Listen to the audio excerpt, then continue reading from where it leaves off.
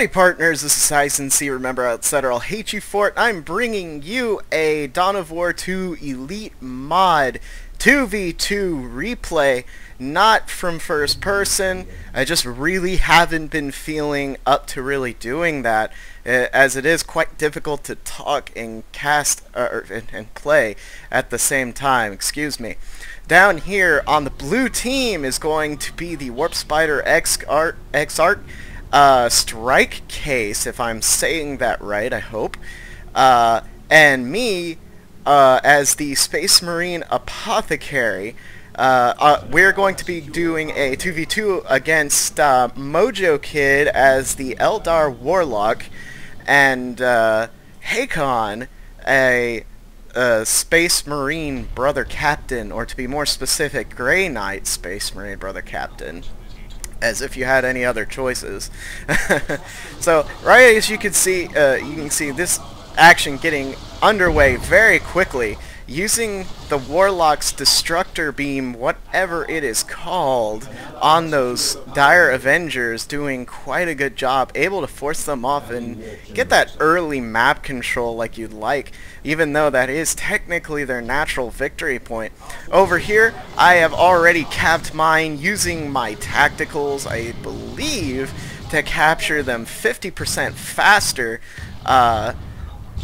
which, you know, whenever you're orienting all of your units as they are just now spawn right out of the gate in the early game, does help you somewhat in the early game. And you can see the Brother Captain here tried tying up my tactical marines and using my Apothecary to do some damage to his back.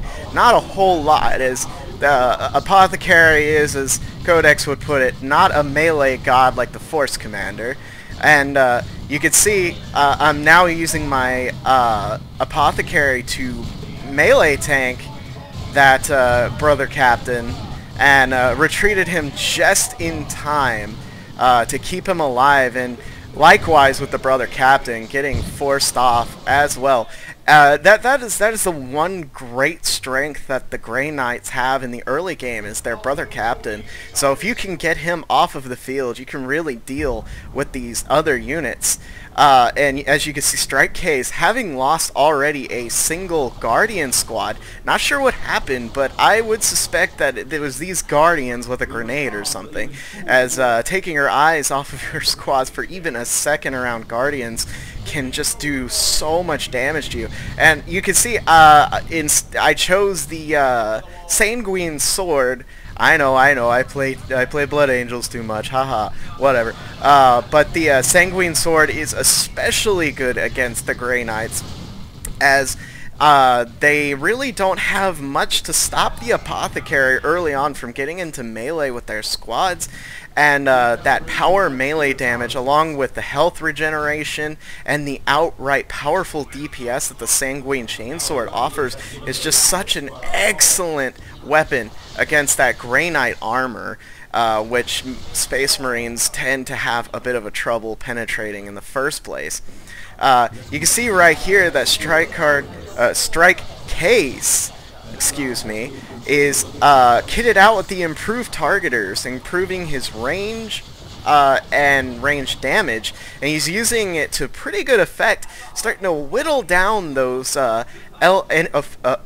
opposing Eldar forces, just to give his own forces a little bit of edge when they actually start to clash here in a little bit, but it appears that he really didn't feel all that comfortable doing so, those Rangers being quite difficult to deal with, as they will take out quite a lot of your health. You could see that Strike Case sees that I don't really have enough here to do damage while I kite around with my tactical marines, so he sends his Banshees in, and I saw those Banshees coming, and I really wanted them to focus on Strike Case's Banshees, as losing models there isn't really as bad as losing models from my own units. And then, of course, a grenade comes in, it completely whiffs, and hits his own Warlock, even knocking him over, which definitely not something he wanted to do. He wanted to get in with that merciless Witchblade and do a ton of damage. But you can see the Grey Knights busting out here a Rhino to help with their lack of mobility against me, as they really, the scouts being able to move in and out and cap on a lot of things, and the assault marines able to just get on top of those forces, giving me such a good advantage against them. And I retreat my tactical marines out of there before losing a model, which, you know, quite fortunate for me. Unfortunately, my scouts aren't quite as lucky, but do get out of there with about 9 health. If you notice that what I did there with my assault marines is I actually jumped them towards my apothecary and used the heal on them. If they have all of their models and they are low on health, they get quite a lot of health back, as I think it does heal the squad based on the model count. I'm not entirely sure about that, but these assault marines get taken down to 2 models, which makes them significantly less effective, and so I just decide to send them up there to capture that victory point. Now down here you can see Starcase and Mojo Kid duking it out. Warlock had gone down to my assault marines in retreat, which is really unfortunate for him.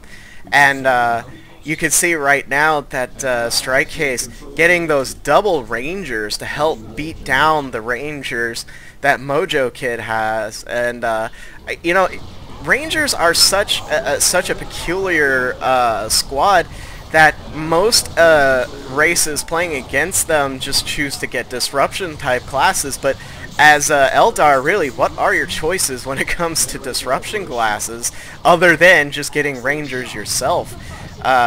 So yeah, and you can see that those banshees get caught in retreat by these aspect of fleetness howling banshees, which did just get toned down fairly recently because of how powerful the aspect of fleetness was, is that they do 10% less damage to forces in retreat.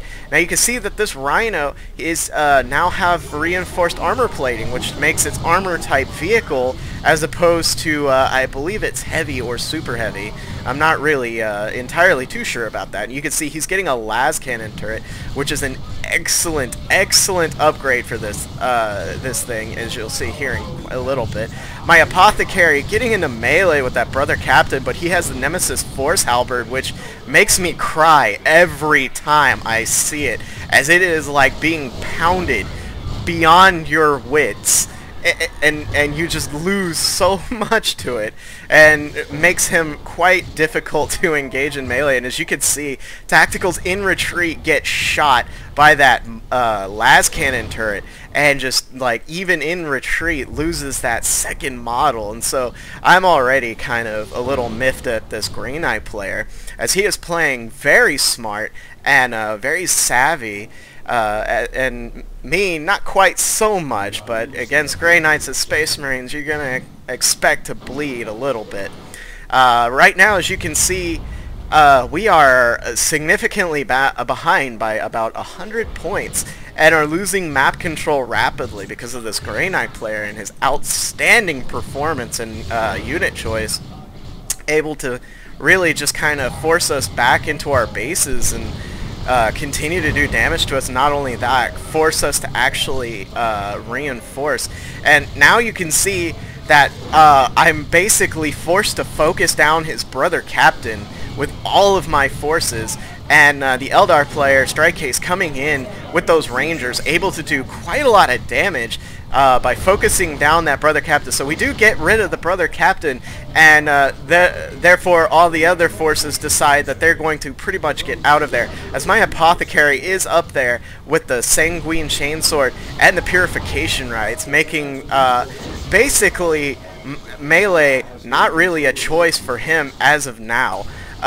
And I see that Grey Knight Dreadnought, and you know what, I really thought that I was going to be so freaking clever by pulling this thing out onto the field really early, and you know what, it ended up not being the case. So I break out a missile pod for my tactical marines, because I know that even with the multi-melta on this Dreadnought, I am not going to win that battle, especially with that Rhino still sitting around. And for some reason, when it is moving still decides to choose to shoot at infantry as opposed to armor, which is kind of strange, and I don't know what Caeltos and the mods are planning on doing about that, or if they plan on doing anything about it at all. But yeah, now this Grey Knight Dreadnought getting forced off and goes down, but oh god, that Dreadnought right here, it's dead. Using my Apothecary's heal on himself to keep him in the fight for as long as I can. Now, these tactical marines not going to really be able to do much against this brother captain, as they have only 2 models with bolters that can actually hit this guy, and basically have no ability to defeat that brother captain in melee with that halberd. It's so dangerous. You can see right here that Mojo Kid, kind of realizing the lack thereof of AV we've got on the field, aside from this missile pod, decides to break out a Falcon, but overextends it horribly, and I smartly decide to get the Thunder and Lightning upgrade, sticks that Falcon right in the back, and you know, it's just that moment where you're watching it time down, and it's like, well, this thing's dead. And yeah, that Guardian weapon team with the Bright Lance doing quite a lot of damage as well. Bright Lance teams are incredibly powerful against armor. But as you can see now, everything kind of settled, the dust is settling, and we're sitting roughly at about 50-50. Not really in point-wise, but as far as map control goes. Gaining some pretty decent map control after that nice Falcon kill, and getting rid of that Grey Knight Dreadnought will definitely make him think twice before getting another one. I'm breaking out Devastators out onto the field because I saw how interested they were in armor before, especially this Rhino being absolutely frustrating to deal with. Bright Lance coming out, getting some good hits on it. Missile pod hits the wall, but it doesn't matter. It still hits it anyway. And he tries backing it off. Needs to keep running. And stops. That's what I was thinking pretty much whenever I was playing. So I get a free kill off on that Rhino. That Rhino is no more. And you can see he breaks out an Interceptor squad, which is going to be quite frustrating for me to deal with.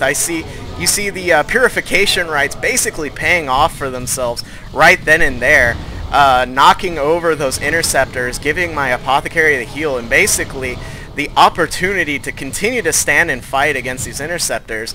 Yeah, but the Apothecary goes down anyway, and my Assault Marines have their Sergeant with the Power Sword, but are still forced off. Nonetheless, the Falcon being right there, and those Interceptors being absolute beasts in melee, quite dangerous.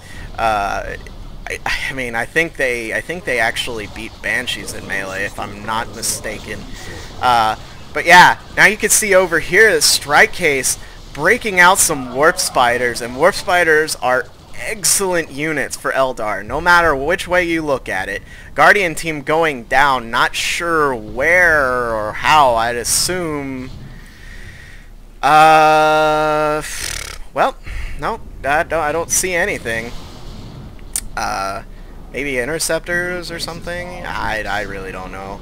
But yeah, Warp Spider's an excellent an excellent squad choice for Eldar, no matter which way you look at it. If they've got armor, if they've got infantry on the field, as they do have the ability to disable armored vehicles, and their normal attacks just absolutely shredding infantry, no matter really what armor type, as it is piercing shots, and they do shoot like pretty much machine guns.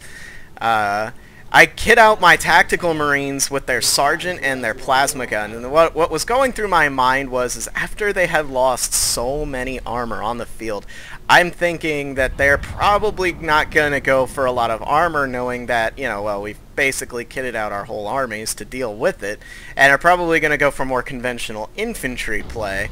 So, and with those interceptors and that brother captain just being so good at melee, plasma guns, along with the apothecary able to tank and the assault marines able to hold their own against those forces, definitely going to be very useful in the fights to come. And you can see over here that the Warlock, using the Warp Throw, an excellent ability if your opponents are entrenched in things like the energy shields.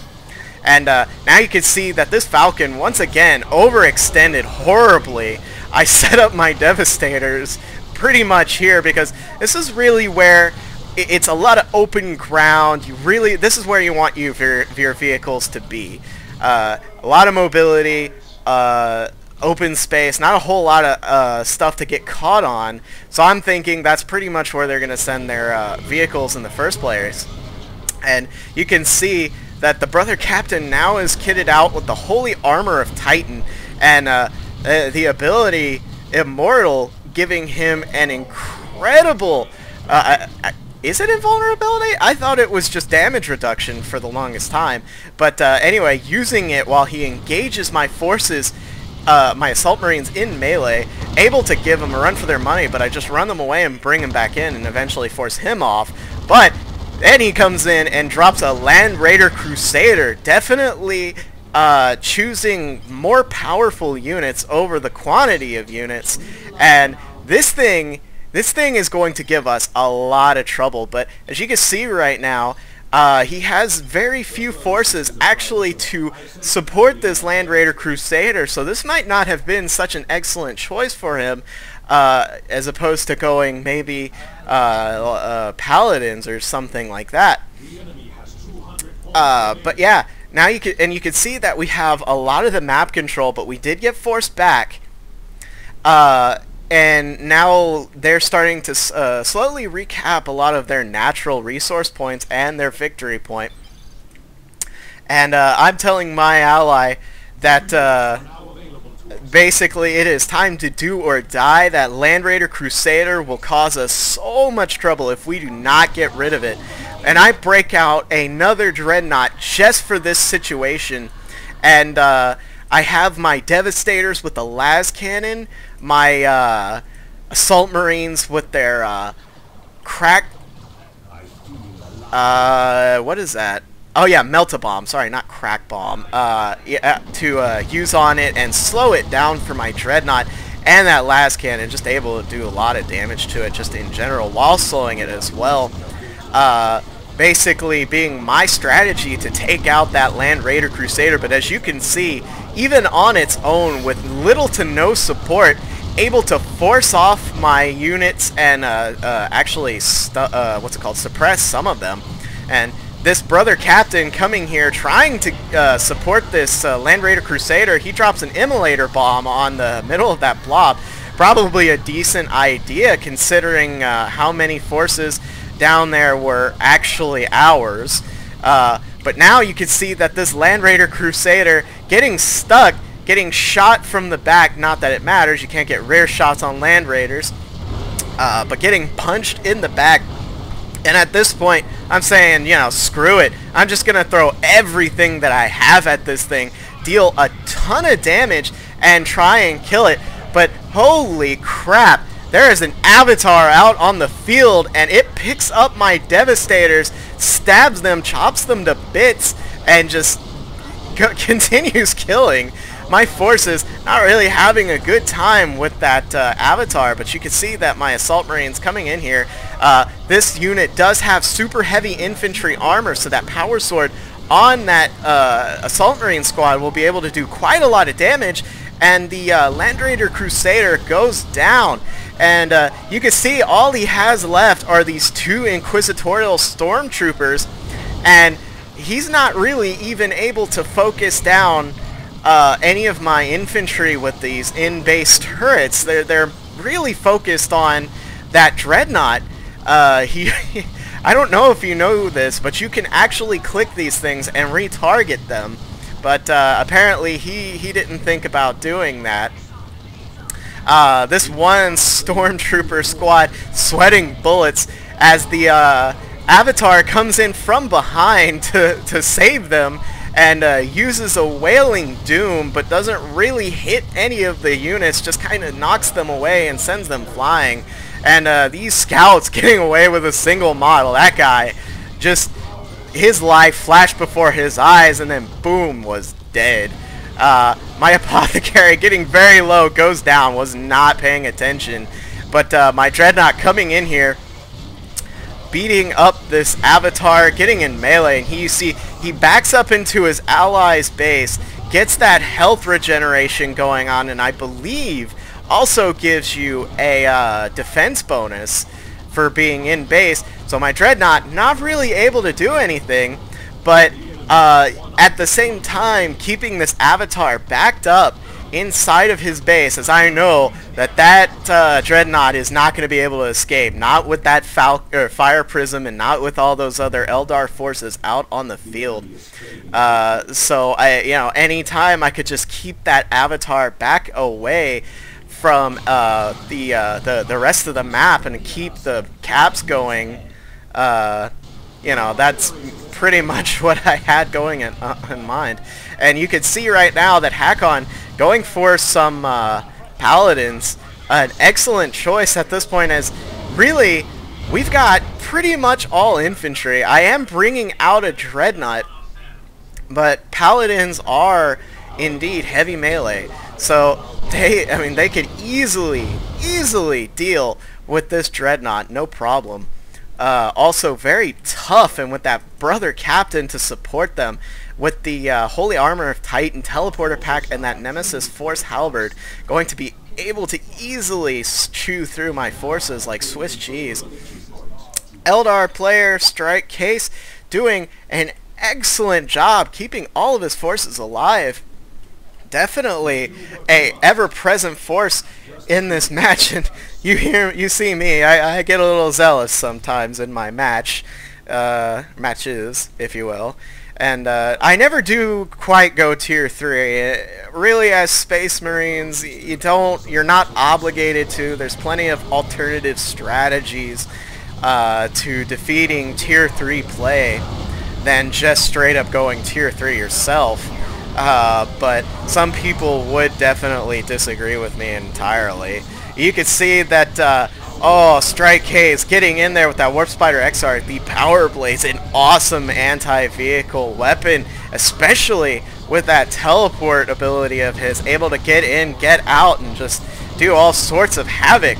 And you can see I pop Angels of Death, and I swear to God that every time that I have used this ability, I have done it at the wrong time.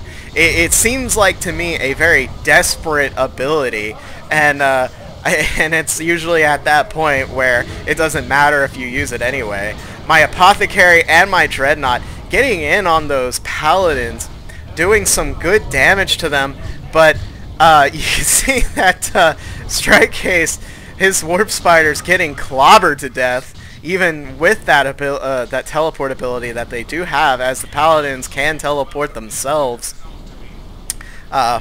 And basically we're just following these Paladins forward, trying to do as much damage as we can, as whittling them down will benefit me quite a bit. You could see that he breaks out a Purgation Squad. I had not noticed this, and gets the side cannons, and he's going to start focusing down this Dreadnought. Side cannons are an incredible anti-vehicle weapon that Grey Knights do have.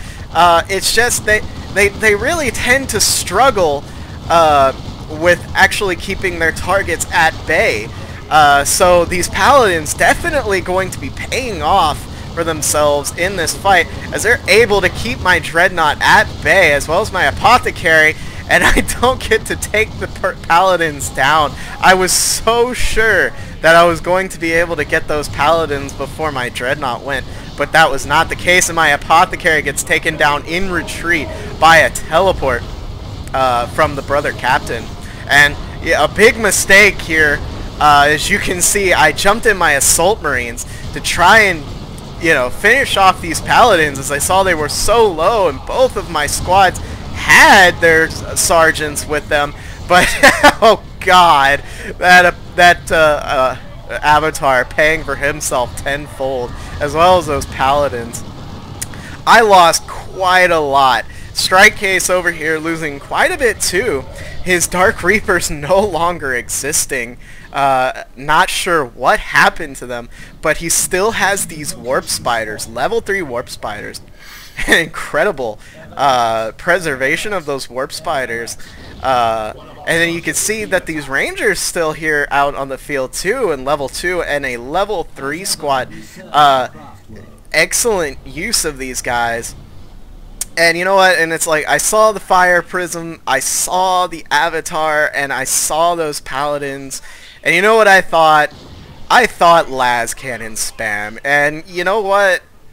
It is probably one of the most asinine tricks you can ever use, but believe me when I say that whenever you've got all these high tier units to deal with AV as Space Marines, and a lot of times Devastators get heavily ignored, especially if you could get 1 or 2 of them very cheaply, and they are so good. It's just they're so bad against infantry that aren't as big as Terminators or even or like super heavy units like the Avatar or the Great Unclean One.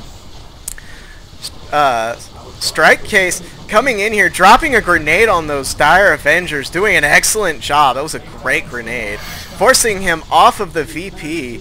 And then you can see right here, we are 140 to 17, and we are at probably the most, probably the worst decline, as our forces are just getting raffle stomped by all of these superior units. And you can see right there, a grenade on the Avatar, stunning it, but not for long, and this Avatar is just going to go to work on those Warp Spiders. You can see over here that the Paladins are capping the middle VP, and my Assault Marines, which I was intending on using as bait, Grey Knight Terminators coming in, getting their Libra Demonica, which make them so awesome. And I was sitting here looking at this going, oh my god, I'm going to get the most free Paladin kill ever. And then you know what? I lost vision of him at 3 HP. I was shedding tears of blood at that point. But Strike Case really able to keep Mojo Kid pretty much in his base the whole time that Avatar is gone. Mojo Kid not really going to be any of use in this match after this point. And you can see there's the double cap for Strike Case really bringing this game out for us. And Grey Knight Terminators with those Purgation Squad definitely keeping me in my base. And I throw out the honorary preemptive GG, which can be sometimes misinterpreted as bad manner, otherwise interpreted as me trying to let you know that I enjoyed playing against you before the game ends and people rage quit and leave and everything because they lost. It actually does happen quite a bit. But yeah, I was so ready to come out with all the forces that I had. I didn't even know I made a third Devastator squad. I probably had them on auto queue, which does happen to me quite a lot. I will play crazy matches and forget to take that auto spawn off and end up with like some really wacky unit composition and try to make that work. But yeah, Hakon, an excellent player this game. I was impressed with the way that he handled himself. He was saying, basically, you know what? I don't need a whole lot of squads. I just need all of the right squads. And that brother captain kitted out absolutely perfectly. And those Grey Knight Terminators, the Paladins, and that Purgation Squad, pretty much able to shut down everything and anything that I had. It comes down to a point where there's the aggressor and then there's the defender, and the defender is usually the last person to make a squad, but when they do, it's always the counter. And that's just kind of how this game goes, is you got a lot of people changing it out. Look at all these dead stormtroopers.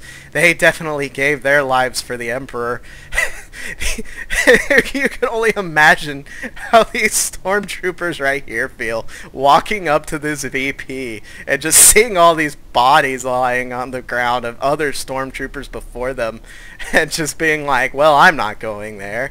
But yeah, Strike Case definitely doing an awesome job this game. I was really impressed with his playing. I had played with Mojo Kid like 2 games before, and he was on my team, and I will say that he has pretty weak unit preservation, but the way he used that avatar, man, it was always there at the right time, at right place, and just wrecked everything. I lost a Devastator squad to that thing, and a Dreadnought, and I think another Dreadnought. No, that was to the Terminators. But anyway, an excellent match. I hope you guys enjoyed it. I know I kind of scatterbrain quite a bit. I try to look around the mini-map and see where all the engagements are going on, and you know, keep up with where all the action is. So give you guys an idea of how the combat is, how the combat really works, which is quite informative if you're trying to learn how to play. But yeah, you can see all of the kit, and I thought about changing to the power axe, but with as well as that chainsword had really worked for me, making the apothecary just so tanky. You know, I really did not want to let that go. And this warlock over here, can't tell, but I don't think he has any kit. And the brother captain with all this gear on him, he is a scary thing to see when you're playing as regular Space Marines. Anyway, guys, I hope you liked the video. If you liked the video, go ahead and leave a like down below. Leave a comment or something. Try and chat with me on Steam. I'll try and keep up with you guys. You have to understand as well that it is quite difficult for me to keep up with 48 people, let alone, you know, like even 5 of them. So don't get hurt, you know, if you say something to me, or if I don't remember you or something like that. I do try and do my best, but it doesn't always work. This Autark, just in the middle of the biggest shitstorm of her life. But yeah, and leave a comment down below. I'd love to chat with you guys. Haven't really got a comment on one of my videos before, you know, for a while.